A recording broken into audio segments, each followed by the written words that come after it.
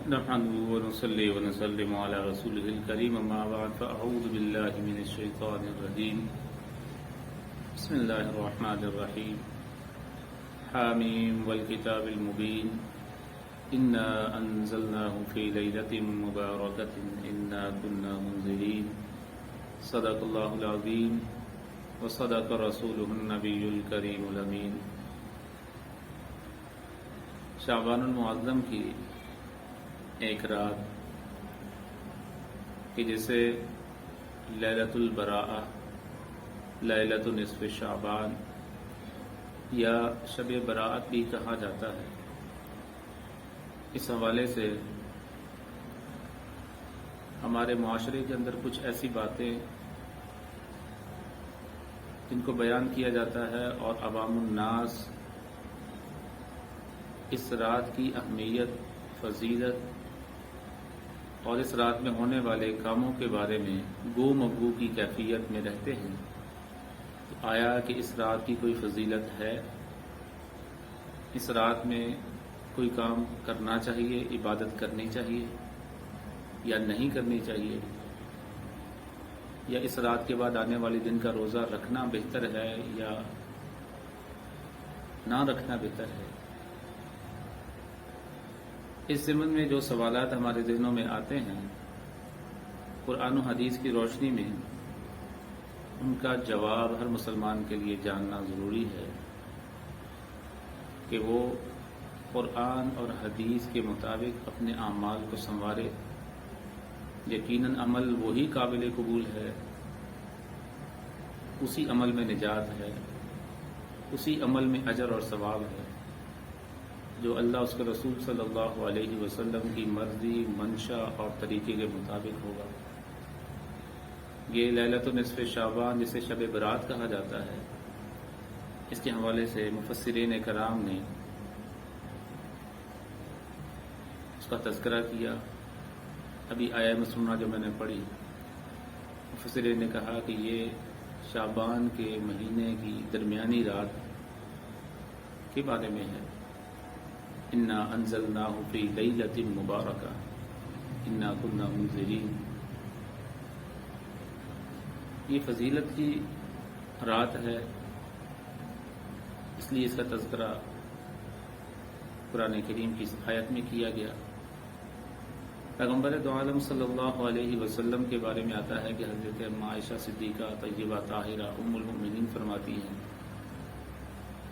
کہ میں اس رات میں نے محسوس کیا کہ پیغمبر دو عالم صلی اللہ علیہ وسلم اپنے بستر مبارک پر نہیں ہیں،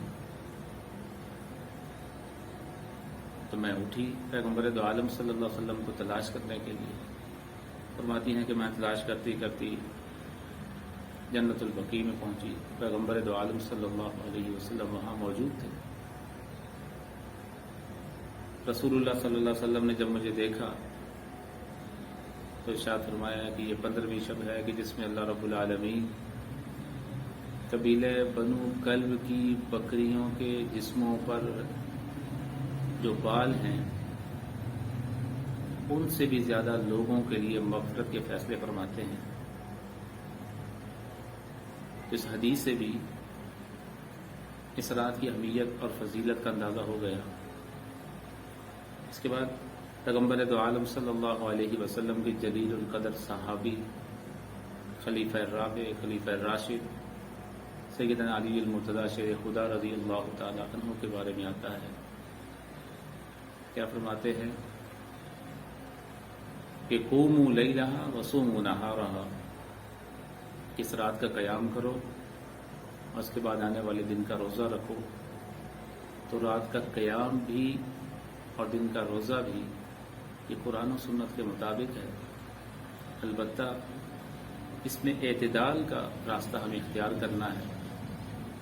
اس لیے کہ ہمیں امت وسط کہا گیا ہے، اور یہ اس امت کی فضیلت ہے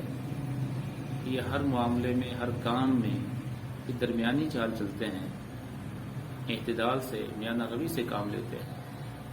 تو میانہ روی اور اعتدال یہ ہے کہ اس رات میں جاگا جائے، کوشش کی جائے، جاگنے والے کو اجر ملے گا، اور اگر کوئی نہ جاگ سکے تو اس کو ملامت نہ کی جائے۔ اس لیے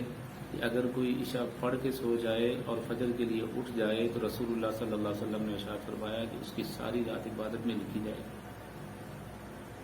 اس لیے اس رات میں جاگنا، جس طرح اللہ رب العالمین کو باقی راتوں میں جاگنا پسند ہے، اس رات پہ بھی جاگنا پسند ہے. ایک اور حدیث میں آپ صلی اللہ علیہ وسلم نے ارشاد فرمایا کہ اس رات میں اللہ رب العالمین انسانوں کے لیے بہت سارے فیصلے فرماتے ہیں.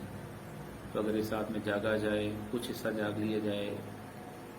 ذکر و تسبیحات، استغفار، نوافل کا اہتمام کر لیا جائے، تو یقیناً یہ اللہ رب العالمین کو پسند آئے گا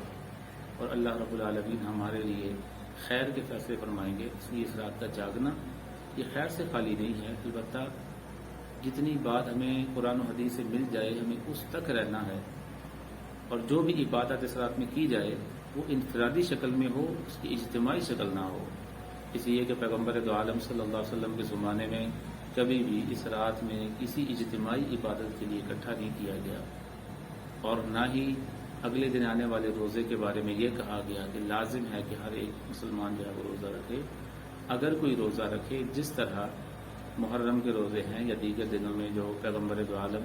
صلی اللہ علیہ وسلم کی حدیث اور سنت سے ثابت ہے، ان کو اگر اختیار کیا جائے تو یقیناً اس میں اللہ رب العالمین کی رضا ہے اور اجر ہے. البتہ اس کے ساتھ ساتھ ہمیں کچھ اور باتوں کا خیال رکھنا ہے کہ ایسے کام نہ کیے جائیں جو اس رات کو بہانہ بنا کر کیے جائیں لیکن ان کا سنت سے اور حدیث سے اور دین سے اور تعلیم سے کوئی اس کا ثبوت نہ ہو. جیسے بہت سارے کھانوں کا اہتمام کرنا، کھانا بنانا اور پکانا اور لوگوں کو کھلانا اللہ رب العالمین کو پسند ہے، رسول اللہ صلی اللہ علیہ وسلم کو بھی پسند ہے. لیکن اگر کوئی اہتمام کرے تو اللہ کی رضا کے لیے اور اخلاص کے ساتھ کرے، لوگوں کو دکھانے کے لیے نہ ہو. اور اگر کوئی نہ کر پائے تو اس کو کسی طرح سے بھی ملامت نہ کی جائے. اور دوسرا اس رات میں چراغاں کرنا اور آتش بازی کا اہتمام کرنا یقیناً یہ رسومات ہیں، اور رسومات اسلام کا اور دین کا حصہ نہیں ہیں. یہ دیگر مذاہب کی طرف سے ہمارے مسلمانوں میں یہ رائج ہوئی ہیں. تو ایسی چیزوں کا اہتمام نہیں ہونا چاہیے، بلکہ ان سے کنارہ کشی اختیار کرنی چاہیے. اپنے گھر والوں کو، اپنے بچوں کو، اپنے خاندان والوں کو دین کی طرف لے کر آئے. پیغمبر دو عالم صلی اللہ علیہ وسلم کی سنت سے اور عمل سے پیار کرنا اور اس کو اپنے عمل کا حصہ بنانے کا ہمیں اہتمام کرنا چاہیے. اللہ رب العالمین ہمیں پیغمبر دو عالم صلی اللہ علیہ وسلم